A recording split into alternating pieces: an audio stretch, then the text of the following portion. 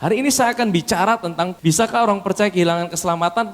Yohanes 10 ayat 27 sampai 30. Mari kita baca sama-sama ayat ini dan kita dengar dengan telinga kita supaya itu bisa menjadi iman dalam hidup kita. 1, 2, 3. Domba-dombaku mendengarkan suaraku dan aku mengenal mereka dan mereka mengikut aku. Dan aku memberikan hidup yang kekal kepada mereka. Dan mereka pasti tidak akan binasa sampai selama-lamanya. Dan seorang pun tidak akan merebut mereka dari, ini ayat yang tidak perlu ditafsirkan macam-macam, ini Yesus sendiri yang bilang. Dan apa yang dikatakan sangat clear saudara, tidak perlu pakai penafsiran yang tinggi-tinggi. Yesus berkata, domba-dombaku mendengarkan suaraku. Siapa domba-domba Tuhan di tempat ini? Domba-dombaku mendengarkan suaraku dan aku mengenal mereka. Amin saudara. Kalau saudara orang lahir baru, saudara Tuhan pasti kenal saudara. Ya, aku mengenal mereka dan mereka mengikut aku dan aku memberikan hidup yang kekal. Kita udah belajar hidup kekal tuh bukan sekedar hidup selama-lamanya. Salah satunya hidup selama-lamanya, tapi juga memiliki hubungan dengan Bapa di sorga, memiliki hidupnya Kristus, menjadi satu dengan Bapa. Aku berikan hidup yang kekal kepada mereka dan mereka pasti, katakan pasti, mereka pasti tidak akan binasa sampai berapa lama? Selama-lamanya berapa lama? Ya selama-lamanya. Makanya kepastian keselamatan kita bukan tergantung kekuatan kita pegang tangan Tuhan, tapi tergantung kekuatan tangan Tuhan pegang tangan kita. Tangan kita bisa capek ikut tangan Tuhan. Tangan kita bisa lelah pegang tangan Tuhan. Kadang-kadang kita bisa capek, tapi tangan Tuhan tidak pernah capek pegang tangan kita. Amin saudara. Amin. Ini ayat tidak perlu ditafsirkan macam-macam. Ini simple dan clear. Yohanes 3:16. Karena begitu besar kasih Allah akan dunia ini, sehingga ia mengaruniakan anaknya yang tunggal, supaya barang siapa yang percaya kepadanya tidak binasa, melainkan beroleh hidup yang kekal. Kalau saudara tidak pasti akan keselamatan saudara, hari ini saudara selamat. Oh keluar dari gereja saudara gagal, saudara tidak selamat. Jadi ini hari sorga, besok neraka, besok lagi sorga, besok lagi neraka. Wah itu hidup yang paling tidak enak saudara. Saudara tahu Tuhan tidak ingin kita hidup seperti itu. Tuhan tidak ingin kita hidup dalam sebuah ketidakpastian. Tahukah saudara kenapa Tuhan ingin berikan kita sebuah kepastian? Supaya ada sukacita yang mengalir dalam hidup kita. Kita sebagai anak, kita bisa gagal. Tapi kita tidak pernah Tuhan tinggalkan kita. Amin saudara. Ada ayat yang seringkali buat kita jadi ragu. Buat kita jadi takut. Ya ini kan ayat ini bagaimana? Ibrani pasal yang ke-6, coba kita lihat. Hari ini saya akan bahas dalam Ibrani pasal yang ke-6, ada satu ayat yang seringkali buat kita menjadi ragu. Ini kan ayat berkata bahwa orang bisa murtad dan hilang keselamatan. Apakah ini orang yang lahir baru atau bukan saudara? Mari saya akan bawa kita melihat ya. Ibrani 6 ayat 4 sampai 6. Sebab mereka yang pernah diterangi hatinya, yang pernah mengecap karunia sorgawi, dan yang pernah mendapat bagian dalam Roh Kudus, dan yang mengecap firman yang baik dari Allah, dan karunia-karunia dunia yang akan datang. Next. Namun yang murtad lagi tidak mungkin dibaharui sekali lagi sedemikian, sehingga mereka bertobat sebab mereka menyalibkan lagi anak Allah bagi diri mereka dan menghinanya di muka umum. Ini kan ayatnya sepertinya orang udah percaya lahir baru, kemudian bisa murtad lagi dan kehilangan keselamatan. Kok ayat ini seperti kontradiksi, betul tidak saudara? Saya mau bilang Alkitab kita tidak pernah kontradiksi. Alkitab kita tidak pernah kontradiksi, tapi cara baca kita terhadap Alkitab yang membuat sehingga Alkitab itu jadi seperti kelihatan kontradiksi saudara. Salah satu cara baca Alkitab yang benar adalah jangan keluarkan teks dari konteks, katakan konteks. Konteks is king, konteks itu raja saudara. Saudara kalau keluarkan teks dari konteks itu bisa artinya bisa akan jadi jauh berbeda saudara. Ya, makanya kelemahan kita orang-orang karismatik, terus terang kita juga karismatik. Kadang-kadang kita suka comot satu ayat, kita dirikan kebenaran dari satu ayat itu saudara. Padahal kita harus tahu, kalau Alkitab itu sebuah surat, surat itu ada ditujukan kepada siapa. Ya kan? Surat itu ditujukan kepada siapa dan isinya itu berbicara tentang apa. Nah kadang-kadang kita suka comot satu ayat dan kita jadikan kebenaran saudara. Nah kita mesti belajar, baca konteksnya ditujukan kepada siapa. Memang semua Alkitab itu berguna buat kita. Tapi tidak semua Alkitab ditujukan langsung kepada kita. Ya, Ada surat Rasul Paulus kepada jemaat-jemaat, itu bisa kita langsung telan, itu kitab perjanjian baru. Nah, kitab Ibrani, saudara tahu, kitab Ibrani adalah sebuah kitab dari namanya saja ditujukan kepada siapa, saudara? Orang Ibrani, ya, orang Ibrani. Coba kita baca Ibrani 1 ayat 1. Ibrani 1 ayat 1, setelah pada zaman dahulu Allah berulang kali dalam berbagai cara berbicara kepada nenek moyang. Kata nenek moyang ini bukan nenek moyang kita, saudara. Ini nenek moyang orang Ibrani secara daging. Siapa mereka, bapak-bapak? Abraham, Ishak, dan Yakub. Ya, ini bapak-bapak orang Israel secara fisik, saudara, secara jasmani. Jadi ini ditujukan buat orang Ibrani sebenarnya kitab ini. Tahukah saudara, ini yang menulis adalah Rasul Paulus. Saya percaya karena gaya penulisannya itu sangat sistematis. Rasul Paulus orang yang sangat terdidik dan pintar, saudara. Saudara tahu kitab Ibrani adalah sebuah kitab yang memberikan sebuah perbandingan yang kontras. Tentang apa? Tentang Yesus. Karena Rasul Paulus ini hendak menjelaskan kepada orang Israel. Jadi ini diperkirakan ditulis tahun 63 sampai tahun 65. Sebelum bait Allah yang ada pada waktu itu dihancurkan oleh Kaisar Nero. Tahun 70 itu Romawi menyerang Yerusalem dan itu semua bait Allah dihancurkan, saudara. Yesus meninggal sekitar tahun 30-an. Dan tahun 70 itu bait Allah dihancurkan sesuai dengan nubuatan Yesus. Tidak ada satu batu pun berdiri di atas batu yang lain. Dan itu dihancurkan sama orang Romawi karena apa? Karena mereka mau ambil emasnya. Itu bait Allah penuh dengan emas. Mereka bakar sampai emasnya cair, mereka ambil itu, saudara.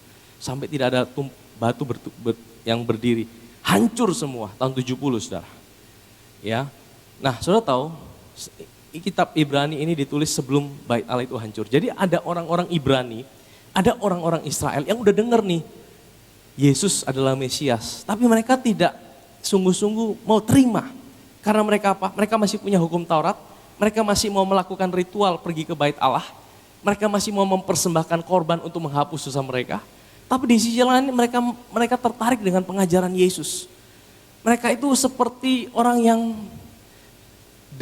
kenal Yesus ya hanya di pikiran saja. Tapi mereka tidak sampai titik mereka mengalami kelahiran baru, saudara. Ya, ada orang seperti itu, ada, saudara. Tidak setiap orang yang datang ke gereja pasti orang lahir baru.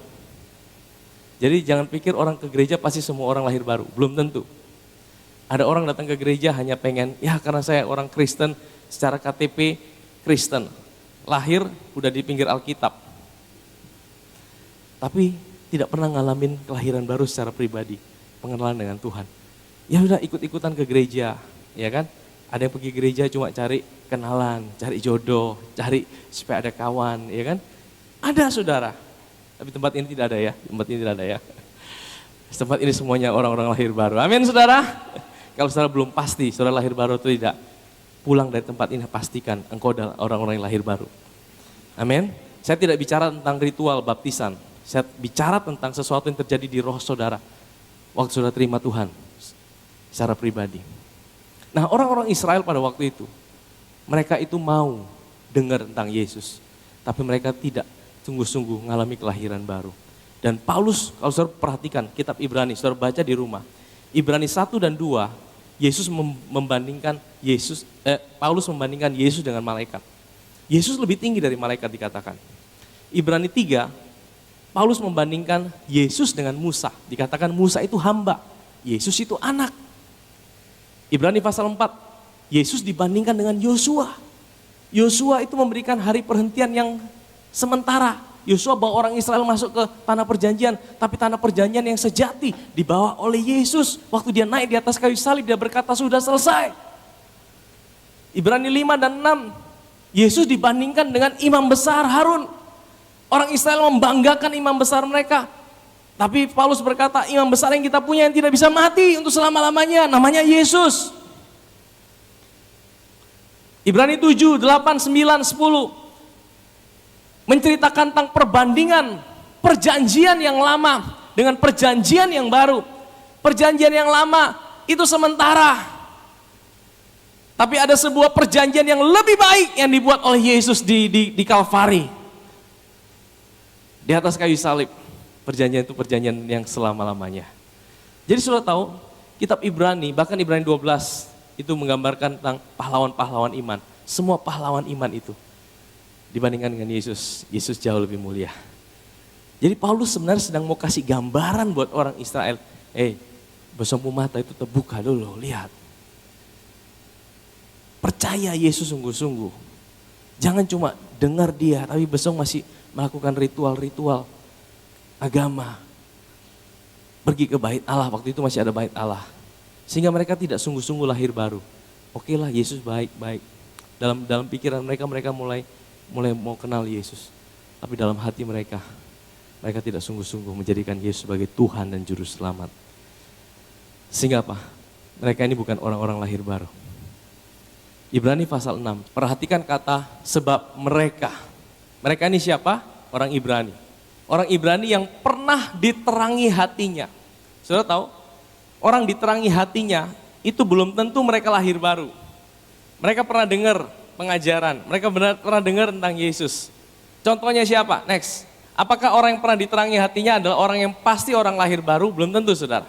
Next, contohnya siapa? Raja Saul. Saul itu punya pengenalan bahwa Yahweh Israel. Dia mau mempersembahkan korban, tapi akhir hidupnya dia kehilangan semuanya, saudara.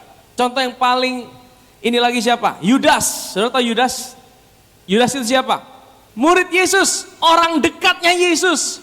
Dari antara yang lain, 12 murid Yesus, kira-kira Yudas itu diterangi hatinya tidak? Tiap hari dia dengar khotbah terbaik sepanjang zaman. Yesus sendiri yang khotbah, saudara. Kira-kira dia lahir baru tidak, saudara? Tidak. Dia tidak lahir baru karena apa? Kelahiran baru hanya bisa terjadi oleh karena karya kematian dan kebangkitan Kristus. Kristus belum mati. Yang bisa buat orang lahir baru cuma darah Yesus. Jadi orang-orang perjanjian lama, orang kudus itu mati kemana, saudara? Mereka turun ke Firdaus. Abraham, Ishak, Yakub, Daud, mereka semua turun ke Firdaus. Jadi makanya waktu Yesus di pinggir, Yesus di atas kayu salib, dia berkata sama penjahat di sampingnya, hari ini juga engkau bersama-sama aku di Firdaus. Firdaus di mana? Di atas atau di bawah? Di bawah pada waktu itu. Firdaus dan alam maut itu bersebelahan. Kisah orang miskin dan orang kaya, ingat kisah itu? Mereka bisa saling lihat, satu di pangkuan Abraham itu Firdaus. Jadi waktu Yesus mati, Yesus turun ke alam maut. Yang pertama dia pergi ke alam maut, dia deklarasikan, aku Mesias. Terus kemudian 3 hari kemudian, setelah dia ambil kunci kerajaan maut, dia pergi ke Firdaus itu, dia bebaskan semua roh orang-orang kudus. Dan orang kudus itu bangkit semua, roh mereka tidak di situ lagi. Karena darah Yesus membebaskan mereka. Sehingga mereka hari ini, mereka sudah di sorga. Makanya hari ini kalau saudara meninggal dalam Kristus, kita tidak lagi ke bawah, kita kemana? Kita ke atas. Amin, saudara. Amin. Yudas belum lahir baru, tapi dia keburu meninggal. Apes dia, saudara. Karena dia tidak mau percaya. Dia pikir dengan bunuh diri, dia bisa selamatkan dirinya. Beda dengan Petrus. Dia tidak lahir baru, tapi dia diterangi hatinya. Dia dengar khotbah terbaik sepanjang zaman. Apakah Yudas diperlengkapi dengan karunia-karunia Roh Kudus? Saudara tahu, mengecap, tadi dikatakan mengecap. Kalau mengecap itu apa? Cuma rasa, sah. Kalau minum, saudara bukan lagi mengecap. Minum, ketelan, kasih habis. Saudara, orang mengecap itu belum tentu lahir baru. Orang minum itu lahir baru. Yesus berkata kepada wanita di pinggir sumur, kalau engkau tahu siapa yang minta air sama kamu, niscaya kamu akan minta air kembali kepada aku. Dan air yang akan aku berikan pada kamu, dia akan jadi mata air dalam hidupmu. Yang akan meluap dari dalam hidupmu. Dia minum, saudara. Nah, mengecap itu bukan minum. Jadi ini Yudas mengecap, mendapat bagian dalam Roh Kudus, dia diperlengkapi dengan Roh Kudus. Jangan pikir kalau orang diperlengkapi dengan karunia Roh Kudus dia pasti lahir baru. Belum tentu, saudara. Belum tentu. Saudara ingat waktu Yesus utus ke-12 murid, 70 murid, pergilah. Engkau akan mengusir setan-setan. Kira-kira Yudas termasuk tidak? Termasuk tidak? Termasuk, saudara.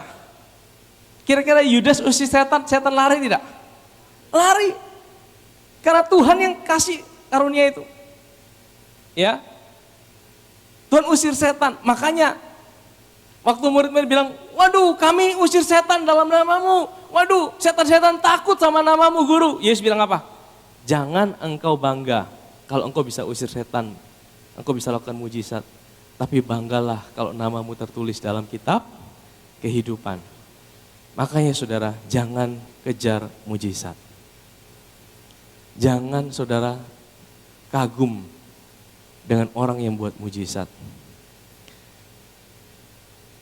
Karena tidak mesti orang buat mujizat itu pasti lahir baru. Amin saudara. Saya tunjukkan satu ayat lagi, Matius 7. Matius 7 ayat 21-23. Bukan setiap orang yang berseru padaku Tuhan, Tuhan akan masuk dalam kerajaan sorga, melainkan dia yang melakukan kehendak Bapakku yang di sorga. Saya mau tanya sama saudara, apa kehendak Bapa kita di sorga? Yohanes pasal 6, kehendak Bapa ialah percaya pada dia yang diutus. Siapa dia? Yesus. Kehendak Bapa itu cuma satu saudara. Kehendak Bapa itu cuma satu. Tapi seringkali para pendeta, para pengkhotbah yang buat jadi rumit-rumit saudara. Kehendak Bapa itu cuma satu, kita percaya kepada dia, kita taruh sungguh-sungguh iman kita kepada dia yang menyelamatkan hidup kita. Amin saudara. Yang lain itu cuma buahnya saudara. Kehendak Bapa cuma satu, percaya kepada dia yang diutus. Nah, bukan setiap orang yang berseru padaku Tuhan, Tuhan akan masuk dalam kerajaan sorga, melainkan dia yang melakukan kehendak Bapakku yang di sorga. Pada hari terakhir, banyak orang akan berseru padaku, Tuhan, Tuhan, bukankah kami bernubuat demi namamu? Kalau bernubuat pakai kuasa Roh Kudus atau kuasa siapa? Roh Kudus sudah. Mengusir setan demi namamu. Ini Roh Kudus atau bukan? Roh Kudus. Mengadakan banyak mujizat demi namamu. Ini Roh Kudus bukan? Roh Kudus. Next, ayat 23. Pada waktu itulah aku akan berterus terang pada mereka. Dan berkata apa? Aku tidak pernah mengenal kamu. Enyalah daripadaku kamu sekalian pembuat kejahat. Kalau orang itu pernah lahir baru, kira-kira Tuhan kenal dia tidak? Tadi kita baca di Yohanes pasal 7. Aku mengenal siapa? Tidak dikatakan tadi aku kenal karena kamu buat kejahatan, aku hari ini aku tolak kamu. Tidak dikatakan seperti itu. Betul? Tidak dikatakan tadinya kita saling baku kenal. Aku kenal kamu, tapi karena kamu jahat aku buang kamu. Tapi Yesus bilang, aku tidak pernah mengenal. Artinya Yesus bilang, kamu tidak pernah sungguh-sungguh jadi anakku. Kamu tidak pernah sungguh-sungguh menjadi orang lahir baru. Maka tadi saya katakan gini saudara, orang duduk di gereja, orang buat mujizat, orang bernubuat, belum tentu dia lahir baru. Orang bisa di karunia, namanya karunia itu pemberian cuma-cuma. Belum tentu dia lahir baru. Amin saudara. Makanya sebelum kita pulang dari tempat ini, saya mau kita semua punya sebuah kepastian. Bahwa kita bukan cuma hanya orang yang duduk di gereja. Tapi kita sungguh-sungguh orang-orang yang sudah dilahirkan kembali. Kita punya kehidupan Kristus dalam hidup kita. Kita punya identitas yang baru. Kalau dia sungguh-sungguh lahir baru, dia punya identitas Kristus dalam hidupnya. Dia punya sebuah kerinduan akan Tuhan. Dia bisa gagal, dia bisa jatuh, tapi dia akan bangkit kembali. Dia tahu dia punya identitas yang baru. Amin saudara. Dia bukan sekedar seolah-olah dia Kristen. Dia bukan sekedar pernah diterangi hatinya. Dia bukan sekedar pernah mengecap firman. Ya, tapi dia sungguh-sungguh ngalamin. Aku tahu dan tahu, aku lahir baru. Aku adalah anak Bapa. Aku dicintai. Amin saudara. Jadi kita baca ayat itu kita tidak bingung lagi ya. Jadi kalau ada yang khotbah, hati-hati ya.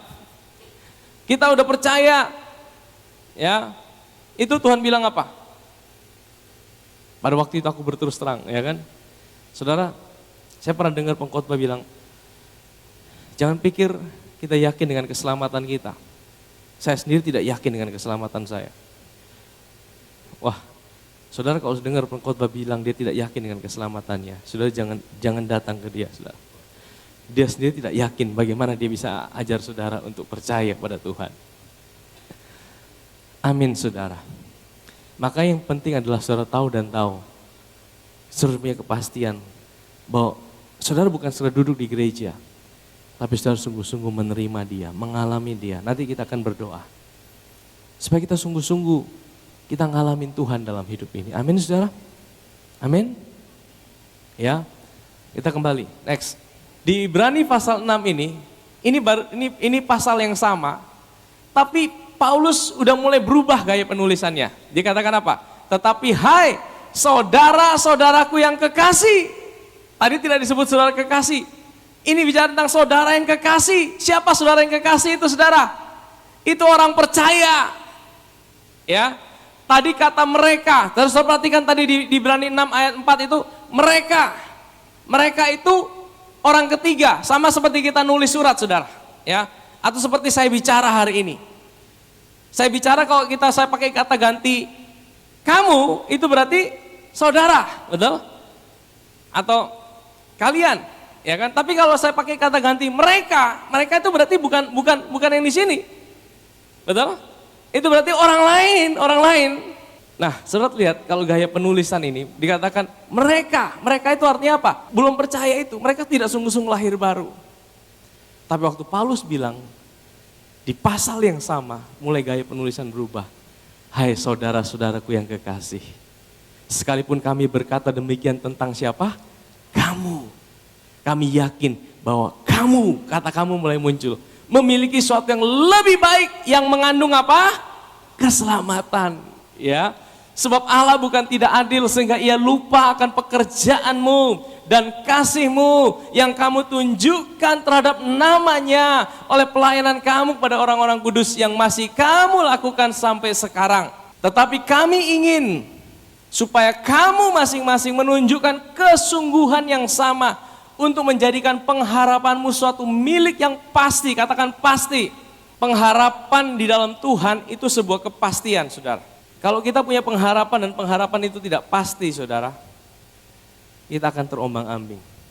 Hanya satu-satunya pengharapan yang tidak palsu dan tidak pernah berubah, itu pengharapan kita di dalam Tuhan. Pengharapan apa? Yang Tuhan bilang adalah pengharapan akan keselamatan yang Dia janjikan buat kita. Itu pengharapan yang pasti. Amin, saudara. Waktu kita menerima pengharapan itu jadi sebuah kepastian, ayat 12 bilang apa? Agar kamu jangan menjadi lamban. Jadi sekali lagi saudara, kalau kita tahu keselamatan kita sebuah kepastian dan tidak seorang pun yang bisa ambil itu daripada kita. Firman Tuhan berkata itu akan membuat kita tidak menjadi lamban. Lamban itu apa? Malas. Kalau saudara tahu, saudara punya security dalam Tuhan. Saudara punya sebuah kepastian. Sekali lagi, orang yang punya kepastian, dia punya rasa aman dalam hidupnya. Amin. Dan kalau orang punya rasa aman, di situ sukacita bisa mengalir. Kalau sukacita bisa mengalir, di situ engkau bisa bekerja dengan semangat.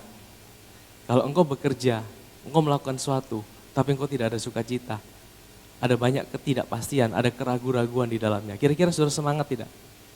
Tidak semangat, sudah. Makanya Tuhan tidak ingin kita seperti itu. Kenapa Tuhan kasih kita kepastian? Bukan supaya kita hidup seenaknya, tapi supaya kita tidak menjadi lamban. Kita tidak jadi orang-orang pemalas. Kita menjadi orang-orang yang sungguh-sungguh rajin. Menjadi penurut-penurut mereka yang oleh iman dan kesabaran mendapat bagian dalam apa yang dijanjikan Allah. Jadi pengharapan yang pasti itu penting, saudara, buat kita. Pengharapan yang pasti itu sebuah hal yang sangat kita butuhkan dalam hidup ini. Sebab ketika Allah memberikan janjinya kepada Abraham, ia bersumpah, katakan ia bersumpah. Demi dirinya sendiri karena tidak ada orang yang lebih tinggi daripadanya. Saudara tahu kenapa Tuhan mesti bersumpah?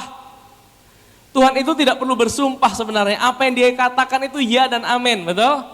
Kalau Tuhan mesti bersumpah, itu untuk memberikan kita sebuah kepastian bahwa apa yang dikatakan adalah sebuah kepastian yang tidak mungkin dibatalkan. Betul ya saudara? Yang pertama dia bersumpah kepada Abraham ini. Aku akan memberkati engkau berlimpah-limpah. Bayangkan Tuhan sampai harus bersumpah.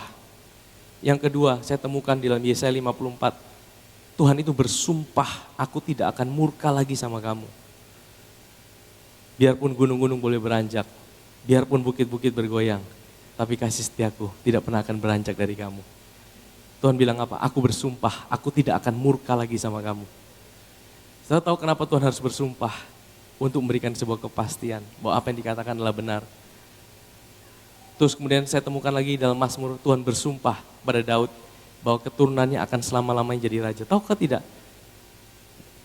Semua sumpah itu berhubungan dengan Kristus dan karyanya. Saudara tahu kenapa saudara ini diberkati dengan berkat Abraham? Karena karya Kristus.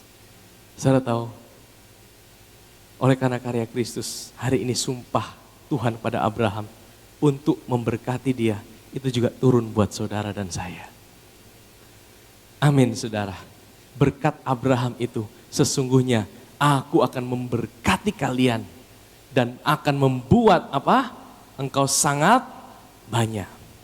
Jadi ini berkat janji Tuhan buat kita saudara. Abraham menanti dengan sabar dan dengan demikian ia memperoleh apa yang dijanjikan kepadanya. Sebab manusia bersumpah dengan orang yang lebih tinggi dan sumpah itu menjadi satu pengokohan baginya yang mengakhiri segala bantahan. Karena itu untuk lebih meyakinkan mereka yang berhak menerima janji itu. Siapa mereka itu saudara? Saudara dan saya. Karena untuk lebih meyakinkan mereka yang berhak menerima janji itu akan kepastian putusannya. Allah telah mengikat dirinya dengan sumpah supaya oleh dua kenyataan yang tidak berubah-ubah. Tentang mana Allah tidak mungkin berdusta.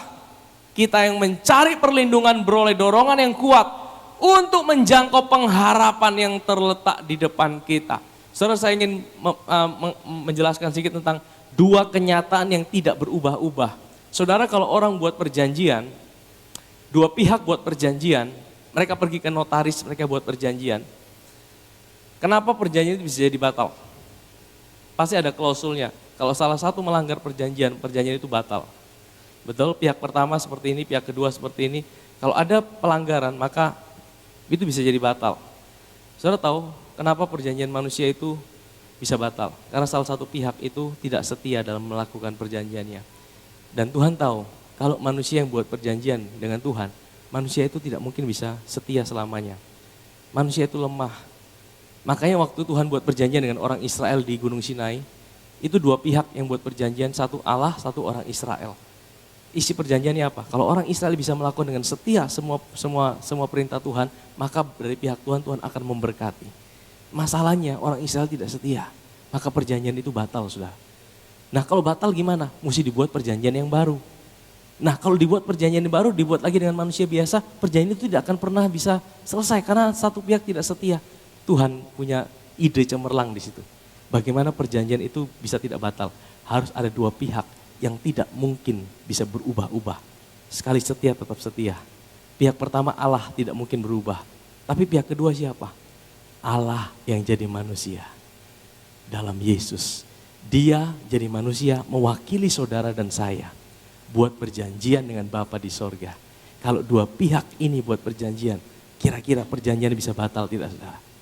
Tidak bisa. Karena ini dua pihak yang tidak mungkin melanggar janji. Yesus buat perjanjian bukan sebagai Allah, tapi sebagai manusia mewakili saudara dan saya. Dan di dalam perjanjiannya itulah kita semua diberikan satu kepastian. Kita semua adalah orang-orang yang pasti diberkati. Amin saudara.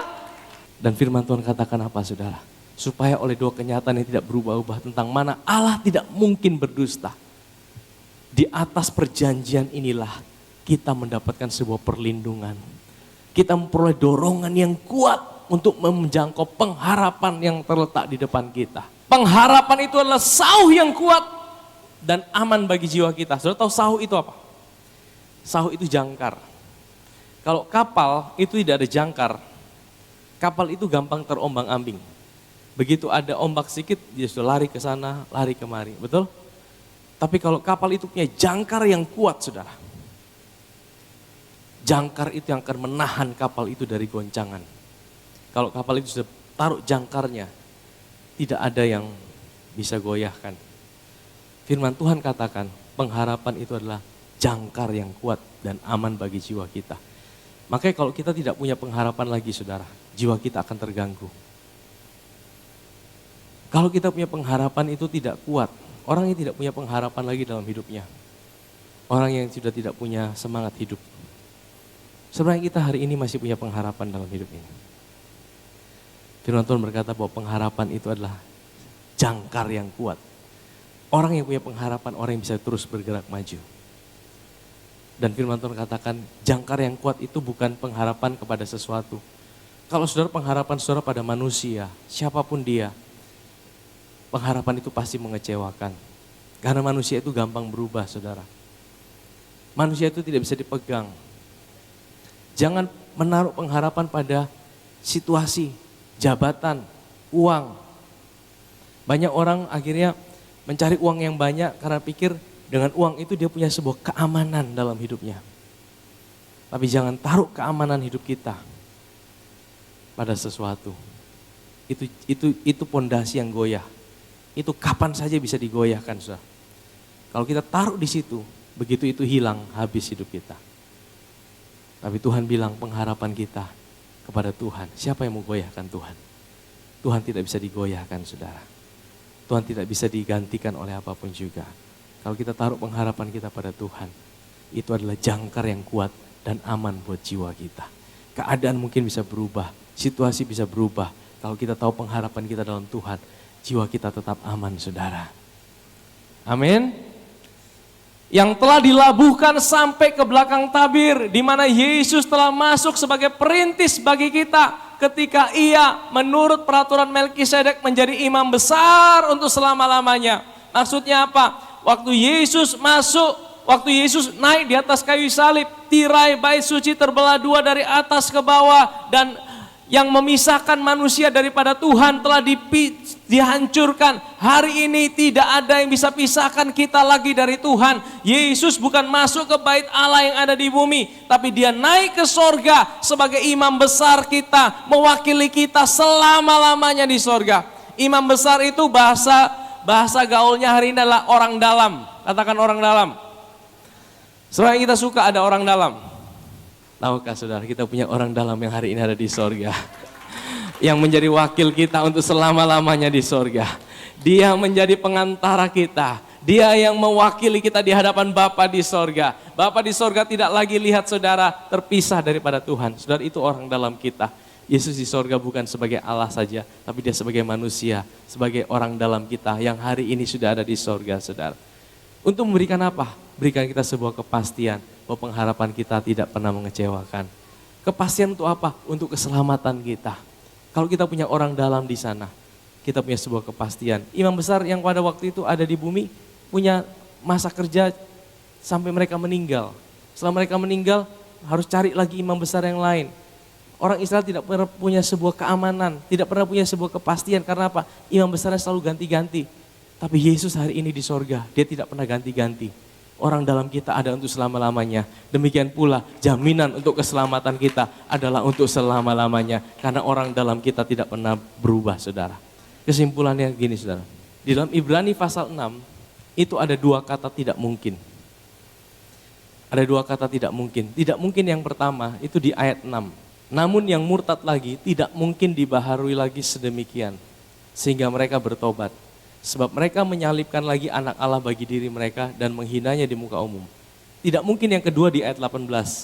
Supaya oleh dua kenyataan yang tidak berubah-ubah tentang mana Allah tidak mungkin berdusta. Kita yang mencari perlindungan beroleh dorongan yang kuat untuk menjangkau pengharapan yang terletak di depan kita. Tidak mungkin yang pertama itu mendatangkan ketakutan. Karena apa? Karena fokusnya adalah manusia. Fokusnya adalah kekuatan manusia. Kalau hidup kita fokusnya pada kekuatan diri kita, kekuatan manusia, pasti akan mendatangkan ketakutan. Pasti akan mendatangkan kekhawatiran. Kalau fokus hidup kita, kalau dalam fokus khotbah yang ditekankan adalah kekuatan manusia. Kamu harus begini, kamu harus begini. Kamu harus bisa, kamu harus lakukan ini dengan sempurna. Fokusnya adalah kita dan kekuatan kita. Pasti itu mendatangkan ketakutan dan kekhawatiran. Tapi kalau fokusnya adalah Allah, di ayat 18, dikatakan ada tidak mungkin yang kedua. Tidak mungkin itu bukan mendatangkan ketakutan, tapi tidak mungkin itu mendatangkan sebuah kepastian. Mendatangkan sebuah damai sejahtera. Tidak mungkinnya apa? Tidak mungkin Allah tidak menepati janjinya. Kalau dia berjanji, engkau diberkati, engkau pasti diberkati. Fokusnya bukan pada kita dan kekuatan kita. Fokusnya kepada Tuhan dan kekuatannya untuk menjaga dan memberkati hidup saudara. Amin saudara. Mari katakan bersama saya adalah orang yang diberkati. Aku punya Tuhan yang memberkati hidupku.